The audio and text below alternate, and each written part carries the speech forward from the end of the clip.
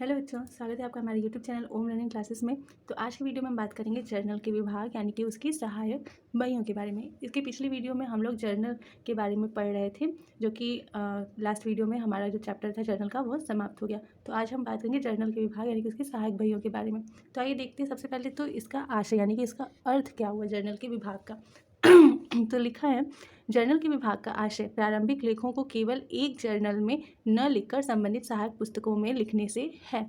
इसका मतलब क्या हुआ, जैसे कि जब हमारा व्यापार छोटे पैमाने का होता है, ठीक है, तो उसमें क्या होता है कि सिर्फ और सिर्फ जर्नल में हम अपने जो भी व्यापार के सौदे हैं उनकी एंट्री कर लेते हैं और उसके आगे का जो भी लेखा होता है वो जर्नल के आधार पर आसानी से कर लेते हैं। लेकिन अगर हमारे व्यापार का जो पैमाना है, व्यवसाय का पैमाना, वो बहुत ज़्यादा ही बड़ा है, तो अगर हम सारे सौदों को सिर्फ और सिर्फ जर्नल में लिखेंगे तो उसके आगे का जो लेखा होता है वो करने में हमें बहुत ही कठिनाई आएगी। जैसे कि अगर हमें क्रय से संबंधित कोई सौदे को का लेखा आगे करना है तो उसको हमें पीछे खोजने के लिए बहुत ज़्यादा टाइम भी बर्बाद होगा और हो सकता है कि हमें सही से तुरंत हमारे आवश्यकता पर वो लेखा मिले भी नहीं। तो इसके लिए अगर व्यवसाय का पैमाना बहुत ज़्यादा बड़ा है तो वो व्यापारी जो होते हैं वो जर्नल तो रखते ही हैं, साथ में उसकी जो सहायक पुस्तकें होते हैं, सहायक बहियाँ, वो भी रखते हैं। तो सहायक बहियों में क्या होगा कि हम जर्नल जैसे क्रय से संबंधित सौदे जो है उसे क्रय से संबंधित बहियों में रखेंगे, विक्रय से संबंधित सौदों को विक्रय से संबंधित बहियों में, रोकड़ से संबंधित सौदों को रोकड़ से संबंधित बहियों में रखेंगे। तो ये एक तरीके से जर्नल की सहायक बहियाँ कहलाएंगी।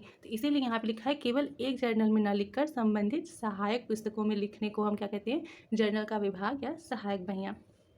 इन सहायक बहियों को हम सहायक पुस्तकें, प्रारंभिक लेखक की पुस्तकें या विशेष उद्देश्य वाली पुस्तकें भी कहते हैं और इसे लेखांकन की व्यावहारिक विधि भी कहा जाता है या फिर माना जाता है। ओके, अब इसके आगे अगर हम बात करें तो सुविधा की दृष्टि से जो हमारा जर्नल है उसकी हम लोगों ने 10 भाग किए हैं। यानी कि हमारा जो जर्नल है उसकी सहायक बहियाँ कितनी है, 10। आइए देखते हैं कौन कौन सी। तो सबसे पहले रोकड़ पुस्तक, दूसरा खुदरा रोकड़ पुस्तक, क्रय पुस्तक, क्रय वापसी, विक्रय पुस्तक, विक्रय वापसी पुस्तक, प्राप्य बिल पुस्तक, देय बिल पुस्तक, मुख्य जर्नल और अन्य सहायक बहियाँ। तो देखिए, जो रोकड़ पुस्तक होता है इसमें सिर्फ और सिर्फ रोकड़ से संबंधित लेखे किए जाते हैं।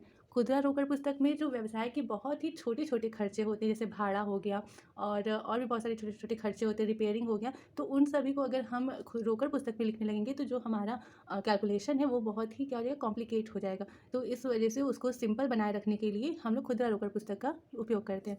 क्रय पुस्तक में क्रय से संबंधित लिखा होता है, क्रय वापसी में क्रय वापसी से संबंधित सौदों का लिखा होता है, विक्रय पुस्तक में विक्रय संबंधित, विक्रय वापसी पुस्तक में विक्रय वापसी से संबंधित सौदों का लेखा करते हैं। प्राप्य बिल पुस्तक, प्राप्य बिल क्या होता है इसके लिए हम जब आगे का चैप्टर पढ़ेंगे तो उसमें हम आपको अच्छे से समझाएंगे। लेकिन प्राप्य बिल एक तरीके का लेन देन का एक ज़रिया होता है। इसके बारे में हम नेक्स्ट वीडियो में, मतलब कि जब इसका टर्न आएगा तब इसके बारे में बताएंगे। देय बिल भी लेन देन का एक ज़रिया होता है। मुख्य जर्नल जो कि हम जिसमें लेखा करते हैं वो, और अन्य सहायक बहियाँ, अगर व्यापार बहुत ज़्यादा बड़ा है और उसमें कोई और भी ऐसे सौदे हैं जिनसे रिलेटेड बहुत सारे व्यवहार होते हैं तो उनके हिसाब से में और बहियों को ऐड कर सकता है, तो उन्हें हम अन्य सहायक बहियाँ कहते हैं। आइए देखते हैं सबसे पहले रोकड़ पुस्तक को। तो जो हमारा रोकड़ पुस्तक होता है वो मेनली कितने 4 प्रकार का होता है। सबसे पहला साधारण रोकड़ पुस्तक, दूसरा 2 खानों वाली रोकड़ पुस्तक, तीसरा 3 खानों वाली रोकड़ पुस्तक और चौथा है बैंक तथा कटौती खानों वाली रोकड़ पुस्तक। आइए इन्हें हम, इनके जो नमूने होते हैं उनसे ज़्यादा अच्छे समझ सकते हैं। तो सबसे पहले हम बात करेंगे साधारण रोकड़ पुस्तक के बारे में। तो जो हमारा साधारण रोकड़ पुस्तक होता है वो मेनली 10 कॉलम्स का होता है, जो ये साइड है यहाँ तक का 5 कॉलम जो होते हैं वो डेबिट के होते हैं, 5 कॉलम क्या होते हैं, क्रेडिट के होते हैं। तो जो रोकड़ पुस्तक है इसमें हमें सबसे ज़्यादा ध्यान देने वाली चीज़ ये है कि इसमें सिर्फ और सिर्फ उन्हीं सौदों का लेखा होगा जिनमें रोकड़ सम्मिलित होगा, यानी कि उधार सौदे जो भी होते हैं या फिर ऐसे सौदे जिनका कि रोकड़ से कोई संबंध नहीं है उन्हें हम इसमें नहीं दिखाएंगे। इसमें केवल जो भी नकद सौदे होते हैं, चाहे वो क्रय विक्रय हो गया या फिर कोई भी सौदा जो कि नकद हो रहा है, उसे ही हम इसमें दिखाएंगे। इसकी जो डेबिट साइड होता है इसमें हम जो भी हमें डेबिट से रिलेटेड होती हैं सौदे उन्हें दिखाते हैं, और जो क्रेडिट साइड में जो भी क्रेडिट से संबंधित मदें होती हैं उन्हें दिखाते हैं। इसके बारे में हम इसका जो न्यूमेरिकल है वो सॉल्व करते टाइम ज़्यादा अच्छे से समझाएंगे। नेक्स्ट हमारा जो है वो है 2 खाने वाली रोकड़ पुस्तक। अगर हम बात करें 2 खाने वाली रोकड़ पुस्तक के बारे में तो इसमें कुल 12 जो होते हैं वो कॉलम होते हैं। साधारण रोकड़ पुस्तक में 10 और जो 2 खाने वाली रोकड़ पुस्तक होती है इसमें 12 कॉलम होते हैं। इसमें भी ये साइड आपका डेबिट होता है और ये साइड जो होता है वो क्या होता है, क्रेडिट का होता है। सॉरी, इतना साइड क्या होता है, क्रेडिट का होता है। इसमें एक कॉलम बढ़ता है डिस्काउंट का, ठीक है। ये 2 खाने वाली रोकड़ पुस्तक है, इसमें एक कॉलम बढ़ता है डिस्काउंट का, तो डेबिट में भी एक बढ़ेगा और क्रेडिट में भी एक बढ़ेगा, इसलिए टोटल 2 कॉलम बढ़ते हैं, तो ये टोटल कॉलम हमारे 12 हो जाते हैं। इसमें अंतर क्या है, साधारण रोकड़ पुस्तक में सिर्फ़ और सिर्फ़ जो नकद सौदे होते हैं उनका लेखा किया जाता है, लेकिन जो 2 खाने वाली रोकड़ पुस्तक है इसमें नकद के साथ-साथ जो कटौती होती है उसका भी लेखा किया जाता है। जैसे कि जब हम छूट दे रहे हैं, ठीक है? मान लीजिए छूट दे रहे हैं, तो छूट तभी हम देंगे जबकि हमारा जो सौदा होगा वो नकद होगा, ठीक है? तो अगर मान लीजिए हमने कुछ खरीदा, ठीक, अगर हम खरीदते रहे हमें कुछ डिस्काउंट मिला, तो जो खरीद रहे हैं सामान, जितने का खरीद रहे हैं उसे तो हम अमाउंट के कॉलम में दिखाएँगे, और जो हमें छूट मिल रही है, जैसे 500 का सामान खरीदे, 30 रुपये हमें उस पे छूट मिला, तो हमारा टोटल सामान कितने का हुआ, 470 का, तो 470 हम अमाउंट कॉलम में दिखाएँगे और जो 30 रुपये है वो हम डिस्काउंट के कॉलम में दिखाएँगे।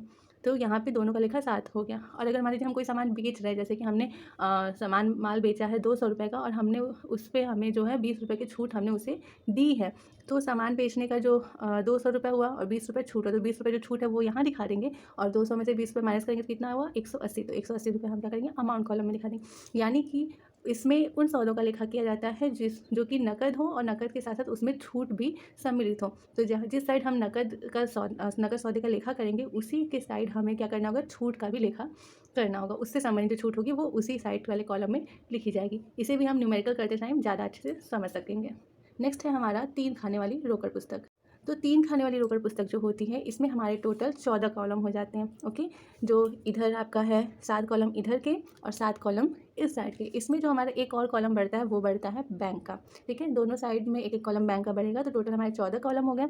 अब इसमें क्या अंतर है, तो इसमें जो मेन बात ये है कि अगर हमारा व्यापार जो है वो बड़ा है, या फिर हमारे व्यापार में जो सौदे होते हैं वो बैंक से भी, उसमें कुछ व्यवहार ऐसे हैं, कुछ सौदे ऐसे जो कि बैंक से किए जाते हैं, तो उनका लेखा भी करना होता है। तो इस वजह से क्या होता है कि बैंक का कॉलम भी 3 खाने वाली रोकड़ पुस्तक में बनाया जाता है। तो अगर किसी व्यापारी के व्यापार में बैंक से संबंधित सौदे बहुत होते हैं, तो वो 3 खाने वाली रोकड़ पुस्तक का प्रयोग करता है, जिसमें कि वो बैंक का सौदा भी कर सकता है, कैश के सौदों का लेखा भी कर सकता है और डिस्काउंट के सौदों का लेखा भी कर सकता है। तो जो सौदे जिससे संबंधित होंगे वो सौदों का लेखा उसी कॉलम में होगा। अगर कैश से संबंधित तो कैश में करेंगे, बैंक से संबंधित तो बैंक में करेंगे, और बाकी अगर डिस्काउंट मिला है या दिए हैं तो डिस्काउंट मिलने या देने की एंट्री भी हम क्या करेंगे, यहाँ पे कर देंगे, ठीक है? अब इसके बाद नेक्स्ट हमारा लास्ट है, तो वो है हमारा बैंक तथा कटौती खानों वाली रोकड़ पुस्तक। ये क्या है, ये जो है हमारा, इसमें हमारा कैश का कॉलम नहीं होता है, ठीक है? ये हमारा फिर से 12 कॉलम वाली रोकड़ पुस्तक बन जाती है। इसमें कैश का कॉलम नहीं होता है। मेनली कोई ऐसा व्यापार होता है जिसमें कि कैश का कोई सौदा किया ही नहीं जाता। उसमें हर सौदे जो होते हैं वो सिर्फ और सिर्फ बैंक से ही किए जाते हैं, यानी कि ऑनलाइन पेमेंट हो सकता है या फिर बैंक से पेमेंट हो सकता है, नेट बैंकिंग के जरिए किया जा सकता है, लेकिन कैश का कोई भी यूज़ नहीं होता। तो वो उनके लिए कैश का कॉलम रखना क्या होगा, फालतू होगा। तो इसलिए वो बैंक तथा कटौती खाने वाली रोकड़ पुस्तक का प्रयोग करते हैं, जिसमें कि जो बैंक से संबंधित सौदे होते हैं उन्हें बैंक के कॉलम में, और जो कटौती से संबंधित मदें होती हैं उन्हें कटौती के खाने में दिखा दिया जाता है। तो इसी के साथ आज का हमारा ये वीडियो यहीं पे समाप्त होता है। उम्मीद है कि आपको जो रोकड़ के चारों प्रकार है वो आपको बहुत अच्छे से समझ में आए होंगे, लेकिन इसके इन चारों जो रोकड़ पुस्तक की जो चारों प्रकार हैं इनको और अच्छे से विस्तार से समझने के लिए आपको देखना होगा हमारा नेक्स्ट वीडियो, जिसमें कि हम रोकड़ पुस्तक को सवाल को जो है हल करके ज़्यादा अच्छे से आपको समझाएंगे। और अगर आपको ये वीडियो पसंद आया होगा तो लाइक शेयर सब्सक्राइब करना बिल्कुल भी ना भूलें। Thank you.